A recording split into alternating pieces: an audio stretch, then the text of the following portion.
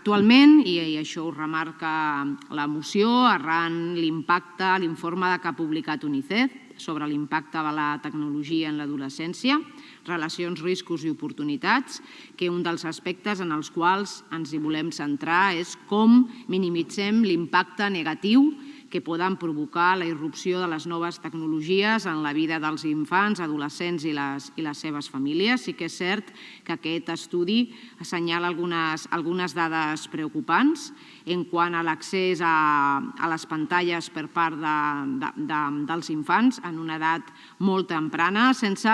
controlar alguns d'aquests continguts i com impacten sobre la salut d'aquests infants. En aquesta línia de treball, tal com diu la moció, la Diputació es posa al servei dels municipis per impulsar totes aquelles accions que permeten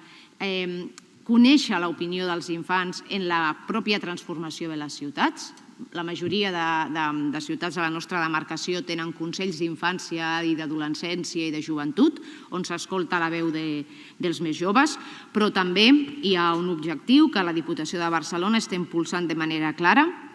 precisament per prevenir tot el que serien les addiccions dels adolescents, tant a les drogoaddiccions com a l'accés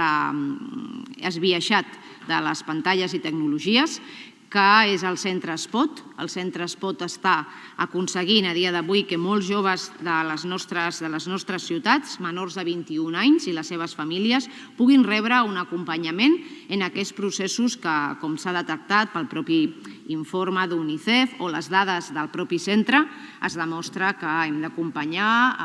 els i les joves, els nens i les nenes en aquesta vida saludable, de la qual siguin protagonistes de la transformació de les ciutats, però també estiguin protegits davant de determinades amenaces com són les addiccions.